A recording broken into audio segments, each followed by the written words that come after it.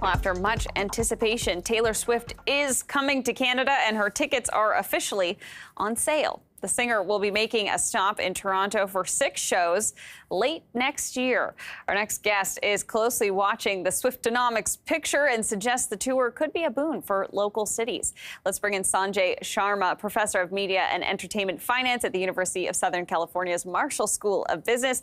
Thanks so much for joining us today, Sanjay. Thank you very much for having me on the show. So by the time Taylor Swift comes to Canada, she's been to quite a few cities. In fact, we were wondering if she was even going to make it here, but it turns out she is. So what can we learn from some of these cities that she stopped in already about that, potential for economic impact in those cities? So enormous. That's the word comes to mind. Think about the closing ceremony of the Olympics happening 6 times over, attracting a new set of fans that are paying $250 face value per ticket. Multiply that by approximately 5 times. That's about $1,200 to $1,500 in individual spending outside of the stadium. So if you multiply that, and if you look at that, she's just coming out of LA right now. My estimate is that it's bringing anywhere from 500 or probably 700 to $1 billion of local revenue to LA, and the same thing will happen wherever she goes. The scale is enormous because you are not spending any capital on this. The city is not spending capital.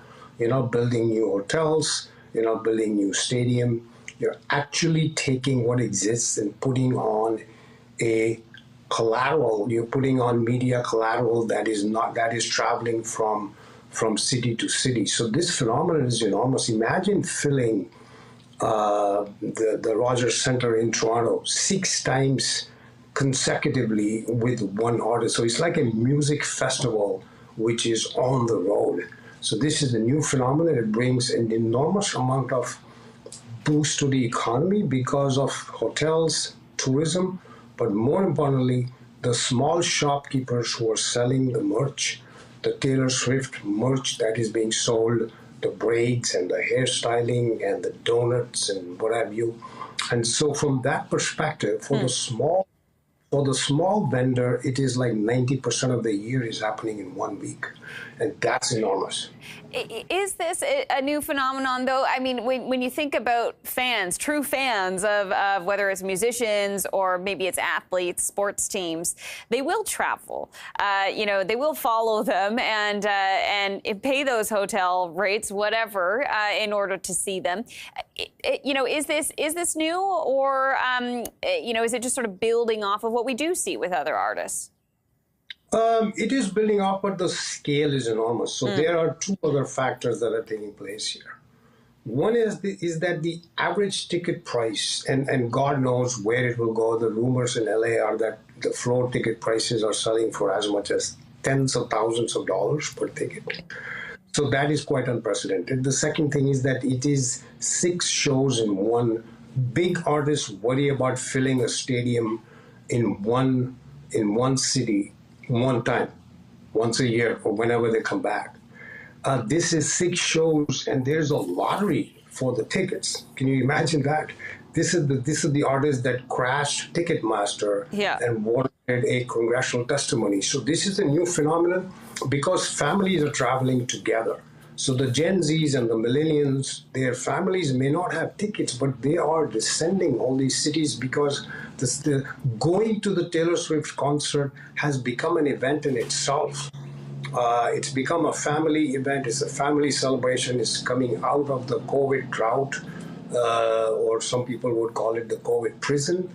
And so from that perspective, at least I have not seen anything like that. You think about global tours like Elton John, who's having 1 show here, or maybe 2 shows. It's 6 shows, and people are begging, cities are begging her to come to their countries. This is a new phenomenon, and there's a lot of complex factors that go into what Taylor Swift is and why she's attracting such fandom. But I think that it is, from my it's a new phenomenon. Yeah, I reached out to Ticketmaster to see, just how long that wait list is that I happen to be on, Sanjay, but I did not get a code. As many people I've talked to haven't either. I just wonder, what the scale of even that is at this point.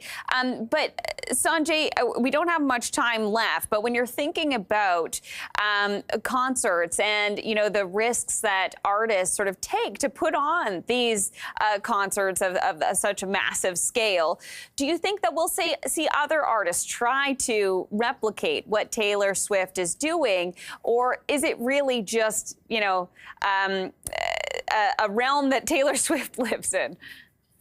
I think that this is going to be a trend. This is going to be a trend because I can guarantee you that every artist is looking at this. But there are three things that Taylor Swift has done. I'm going to be very quick here. Yep. She is musically prolific. She has issued 10 albums so far. No, I'm sorry, 14 albums so far. These are studio recorded new albums. She has managed her fan base really well, and she manages her business really well. And if you look at other artists of this generation, look at Beyonce, they are all thinking about it. So this is a phenomenon that everybody's going to think about it and follow.